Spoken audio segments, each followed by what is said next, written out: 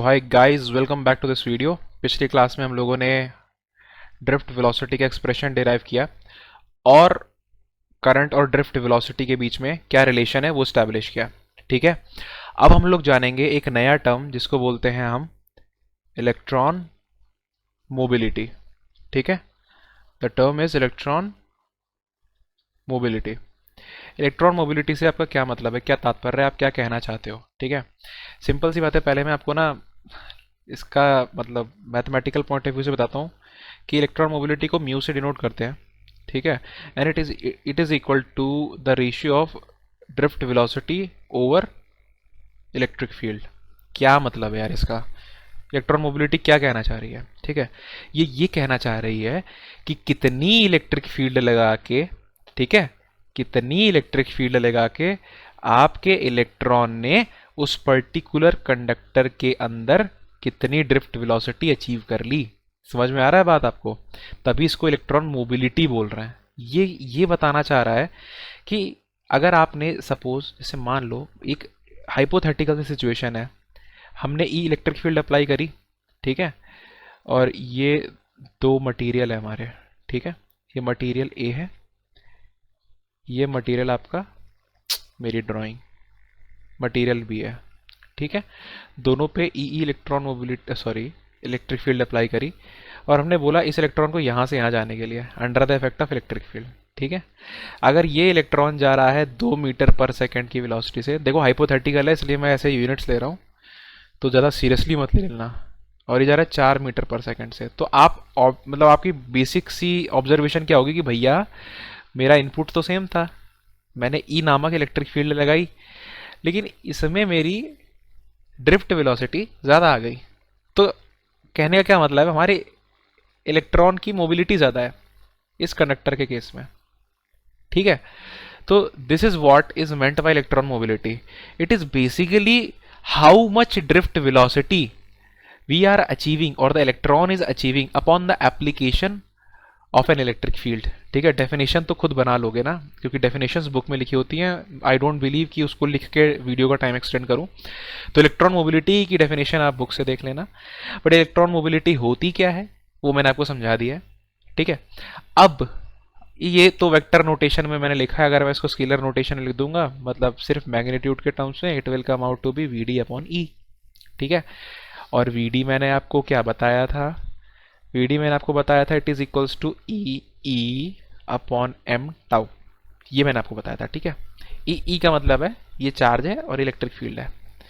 बस मैं we D की जगह यहाँ पे पंप कर दूंगा इसकी वैल्यू को upon tau sorry into tau upon E से ई खलास।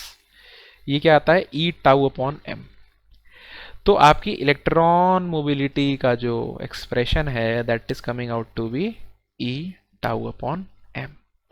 ठीक है, इसका मतलब क्या है? जब भी कोई एक्सप्रेशन आया करे ना, देखा करो इसमें से कितनी चीजें ना कांस्टेंट है। कांस्टेंट होने का मतलब है वो एक्चुअली में उन चीजों पे डिपेंड कर ही नहीं रहा है, because they are universally constant. मैं किसी भी इक्वेशन में ई कहीं पे भी जाके लिख दूंगा तो ई की वैल्यू तो उतनी ही रहेगी। ठीक है, तो ऐसा तो होता नहीं ये इलेक्ट्रॉन का चार्ज ज़्यादा है उस इलेक्ट्रॉन का चार्ज कम है, because electron is a fundamental unit, so उसका चार्ज सेम रहता है। ठीक है, तो यहाँ पर ई कांस्टेंट है, एम कांस्टेंट है, वेरिएबल क्या है? Variable is only t, I am sorry tau. That means आपकी जो इलेक्ट्रॉन मोबिलिटी है that is directly proportional to tau. What is tau? Tau is average relaxation time. ठीक है, this is average relaxation time.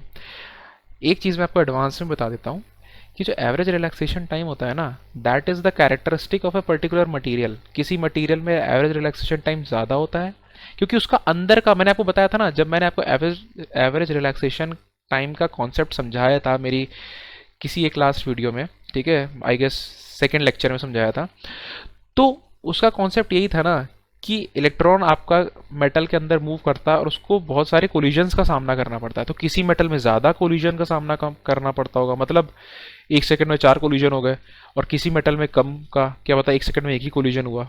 ठीक है, तो it is completely depending on the average relaxation time. अच्छा, अब मैं आपको ना इसको और अच्छे से विजुलाइज करने में मदद करता हूँ कि ये चीज़ क्या कहना चाह रही है। आप ये चीज़ समझो कि मैंने आपको टाउ का बेसिक मतलब क्या बताया था? रिलैक्सेशन टाइम का मतलब क्या बताया था? रिलैक्सेशन टाइम में क्या इलेक्ट्रॉन रिलैक्स करता है? नहीं। वो जब दो कोलिजन होते हैं ना, उसके बीच में जो टाइम मिलता है उसमें वो एक्सेलरेट करता है। क्यों करता है? क्योंकि हमने इलेक्ट्रिक फील्ड अप्लाई करी हुई है। अब जितना ज़्यादा रिलैक्सेशन टाइम होगा उतना ही ज़्यादा टाइम इलेक्ट्रॉन को मिलेगा फॉर एक्सेलरेटिंग, और जितना ज़्यादा एक्सेलरेट होगा फाइनल वेलोसिटी उतनी ही ज़्यादा आएगी, है ना? और फाइनल वेलोसिटी जितनी ज़्यादा आएगी तो फाइनल वेलोसिटीज़ का जो एवरेज आएगा वो भी उतना ज़्यादा आएगा, और इन्हीं फाइनल वेलोसिटीज़ के एवरेज को हम क्या बोलते हैं? Drift velocity. इस तरह से आप इसको फील भी कर पाओगे कि मैंने क्या बोला।